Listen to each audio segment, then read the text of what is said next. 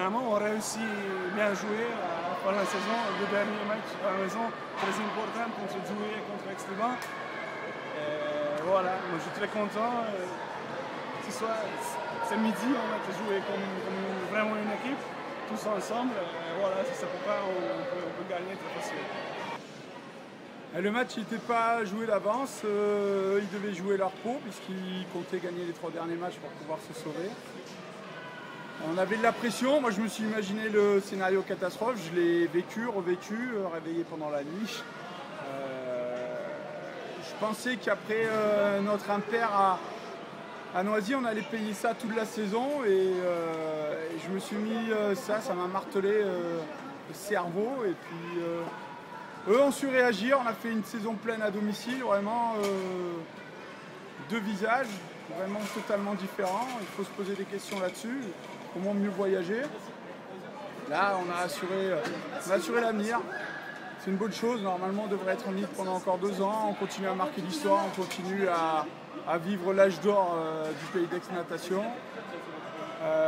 On espère le vivre encore très longtemps. On espère partager, marquer des moments d'histoire comme le hand hier a pu le faire.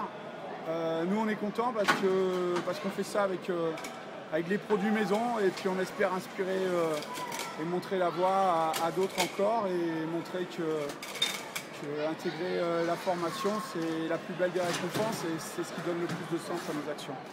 Voilà, alors est-ce que toi tu avais fait une réflexion sur ton avenir, qu'en est-il aujourd'hui? Je me pose toujours la question parce que je pense qu'on aurait dû faire une plus belle saison encore que celle qu'on a faite.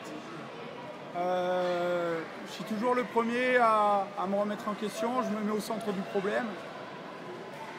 Pour le moment, je me pose des questions pour le club, c'est-à-dire que je veux que le club ait les meilleures armes possibles pour l'avenir.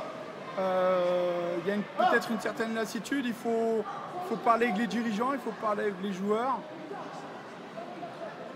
J'exclus rien, il n'y a qu'une seule chose qui m'intéresse, c'est que le club grandisse et je l'aiderai du mieux possible, quelle que soit ma mission.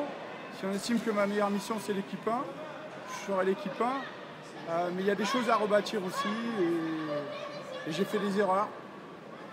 J'ai fait des erreurs qui auraient pu coûter cher. Aujourd'hui ça ne se voit pas, mais elles auraient pu coûter cher. En fait, ça a été compliqué cette année parce qu'on a eu beaucoup de breaks pendant cette saison, donc c'était très très dur. C'était la plus longue des saisons au waterpolo, c'est du jamais vu.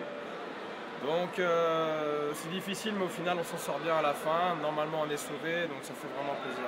Parce que là, dure saison, mais au final la récompense elle est là. L'année prochaine on est en élite.